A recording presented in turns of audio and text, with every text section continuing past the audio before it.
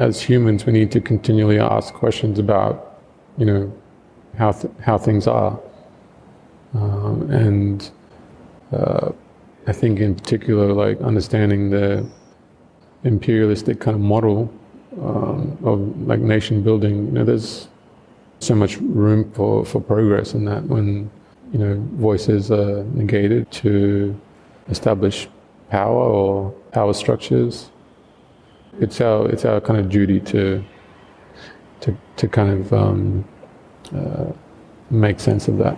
And also, I think the fact that your work has that ability to draw the viewer in, which I'm sure is not just my experience either, that power can also strengthen that message because you are reaching so many people and you're reaching them on a sort of an emotional level in a way.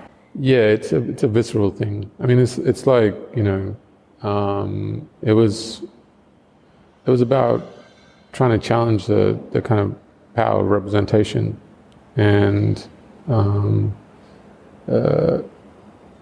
try to create an experience that allowed the audience to kind of activate the work, kind of draw them into it so that they feel like they're a part of it. Because the First Nations experience in Australia, being oppressed the way it has,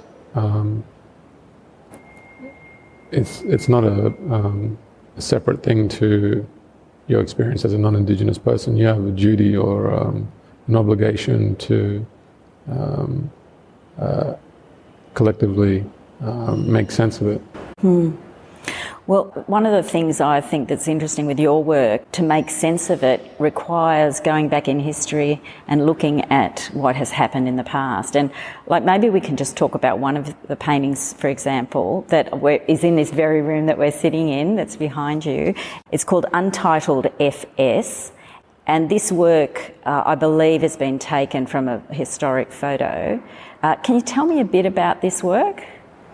Yeah, I mean, well, it is about kind of disrupting the power of representation, and the control that comes with that. So, the lens that they were being viewed through was a scientific lens, through anthropology.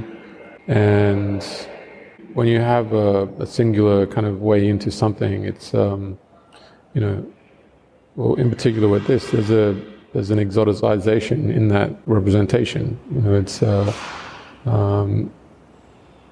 Its singularity allows it to kind of be subjugated into a particular way of seeing that doesn't necessarily represent their human experience.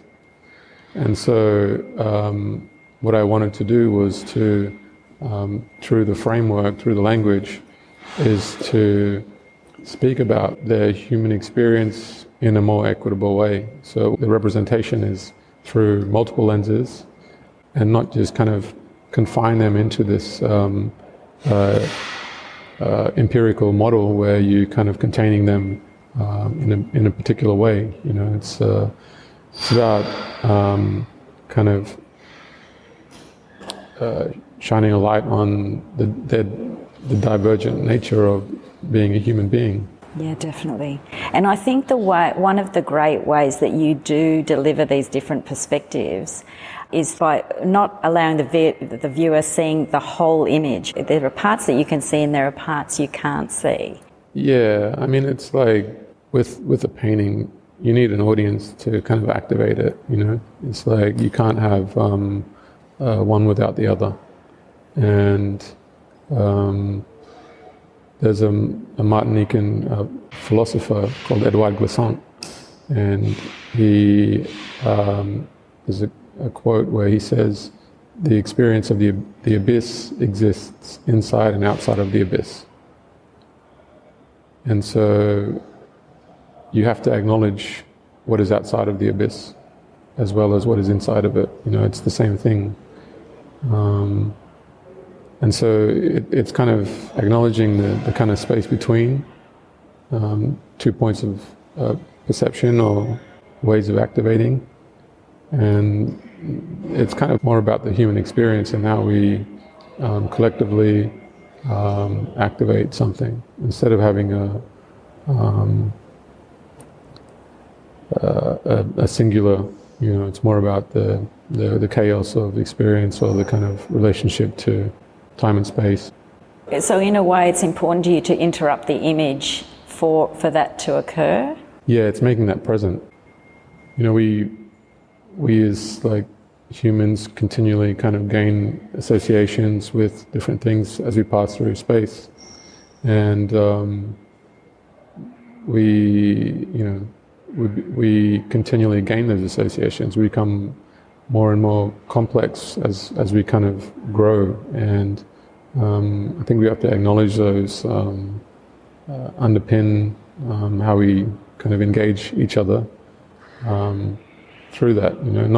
Not projecting onto someone what you think they should be as a human, but allowing them to represent themselves